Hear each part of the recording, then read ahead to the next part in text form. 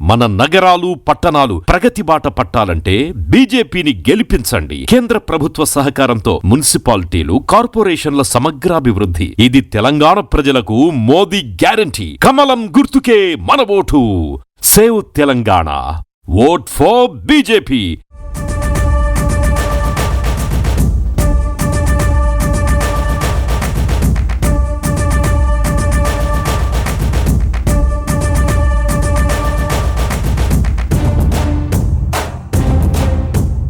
కరీంనగర్లోని 25వ డివిజన్లో ప్రస్తుతం నేనున్నాను. ఇక్కడ బీజేపీ అభ్యర్థిగా లోకేష్ గారు పోటీ చేస్తున్నారు. లోకేష్ గారు, ఎలా జరుగుతుంది ప్రచారం? చాలా బాగుంది మేడం, ప్రచారం చాలా బాగుంది. ఇది బీజేపీ పార్టీ కమలం పువ్వు జెండా ఇక్కడ మూడోసారి పోటీ చేయడం జరుగుతుంది. కానీ మిగతా పార్టీలు వారు చేశారు 4 సార్లు, వారు మిగతా పార్టీలకు వారు ఛాన్స్ ఇచ్చారు. కానీ వారు ఏం చేశారంటే ఒకే జెండా కాకుండా ఈ పార్టీలో గెలిచి మరో పార్టీకి మారడం జరిగింది. ఎందుకు మారావు అంటే అభివృద్ధి కోసం మారాను నేను.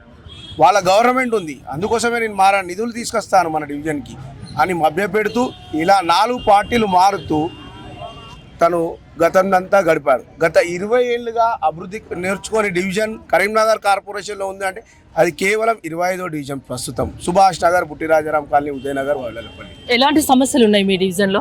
ప్రతి ఒక్కటి సమస్య ఉందండి. ఇక్కడ రోడ్ల సమస్య ఉంది, డ్రైనేజీ సమస్య ఉంది, వీధి దీపాల సమస్య ఉంది. కనీసం ఇక్కడ పార్క్ లేదు, పిల్లలకు ఆడుకోవడానికి జిమ్ ఐటమ్ లేదు, వ్యాయామం చేయడానికి ఎక్కడ కూడా కమ్యూనిటీ హాల్ లేదు. ఇలాంటి చాలా ప్రధానమైన సమస్యలు ఉన్నాయి. ఇప్పటికి 20 సంవత్సరాల నుంచి తను, తన భార్య, తన కుటుంబ సభ్యులు మాత్రమే ఇక్కడ వాళ్ళు కార్పొరేటర్గా వ్యవహరిస్తున్నారు. కనీసం ఇక్కడ మూడో నిఘా, మూడో నేత్రం అంటారు. సీసీ కెమెరా ఎక్కడ ఒక గల్లీలో కూడా ఏర్పాటు చేసింది లేదండి. లోకల్ డివిజన్ లో మాత్రం ఎలాంటి డెవలప్మెంట్ లేదు. తను నిధుల కోసం నేను పార్టీలు మారుతున్నా అంటూ 4 పార్టీలు మారి తన స్వలాభం కోసం, తన యొక్క వ్యక్తిగత జీవితం కోసం మాత్రమే గద్దెనెక్కుతున్నాడు ప్రతిసారి. బీజేపీ కరీంనగర్లో ప్రచారంలో దూసుకుపోతుంది. కాసేపటి క్రితమే కేంద్ర మంత్రి బండి సంజయ్ గారు మీ డివిజన్కు వచ్చి ప్రచారం నిర్వహించారు. ప్రజల నుంచి ఎలాంటి స్పందన ఉంది? చాలా బాగుంది. అందరూ కూడా తను వచ్చినప్పుడు బండి సంజయ్ అన్న గారికి చప్పట్లతో ఘన స్వాగతం పలికారు. నేను తనతో 15 సంవత్సరాలుగా తనతో నేను ప్రయాణం చేస్తున్నాను. తనతో గల్లీ నుంచి ఢిల్లీ వరకు పోరాటం చేసిన వ్యక్తిని, నన్ను నమ్మి కార్యకర్తగా తన టికెట్ నాకు 2 సార్లు ఇచ్చారు. ఈసారి అందరికీ బీజేపీ తరఫున సామాన్య కార్యకర్తలకే ఇక్కడ టికెట్ వచ్చింది. అందరికీ దాదాపు తనతో పాటు కష్టపడ్డ కార్యకర్తలకు వచ్చింది. తను చేసిన సర్వేలో కొంచెం అటు ఇటు అయితే అక్కడ ఇబ్బంది పడే కార్యకర్తలకు మాత్రం ఇవ్వకుండా వేరే వాళ్ళకి సర్వే ప్రకారం సర్వే రిపోర్ట్ తను ఒక 3 సర్వేలు చేయించాడు. మాకు కూడా చెప్పాడు, బాబు సర్వే మీద వస్తలేదు, మీది ఎక్కడ ఉంది, ఏం చేస్తున్నారు అని అందరికీ కూడా ఇంటిమేట్ చేశారు మీటింగ్. మీ డివిజన్లో మీరు వీక్ ఉంటున్నారు ఏంటి, సర్వేలు చేసి దాని సర్వే ప్రకారం తన టికెట్లు కేటాయించడం జరిగింది. ముందుగా ఎవరిని కూడా బాధ పెట్టకుండా బూత్ అధ్యక్షుడి నుంచి, కార్యకర్త నుంచి, బూత్ అధ్యక్షుడి నుంచి, శక్తి కేంద్ర ఇన్ఛార్జ్, జిల్లా పోస్ట్ ఉన్న వారికి, స్టేట్ పోస్ట్ ఉన్న వారికి కూడా అందరినీ మీరు నామినేషన్ చేసుకోండి, ఎవరికి సర్వే వస్తే వాళ్ళకి ఇస్తాం.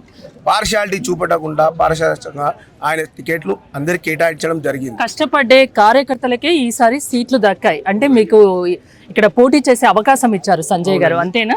అవునండి, ఇప్పుడు ఇది 2వసారి తన అవకాశం ఇచ్చాడు.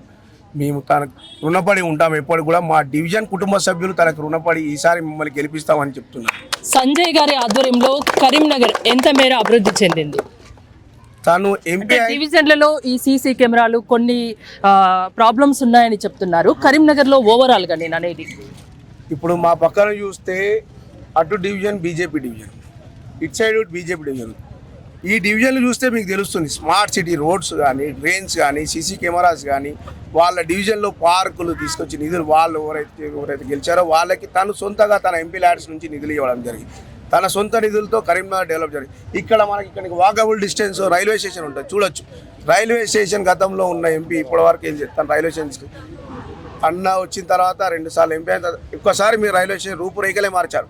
మన తెలంగాణలో లేదు అలాంటి. కరీంనగర్ ఇంకా అభివృద్ధి చెందాలంటే బీజేపీకి మేయర్ పీఠం కట్టబెట్టాలని అంటారు. అవును madam. Okay, thank you Lokesh garu, all the best. Thank you.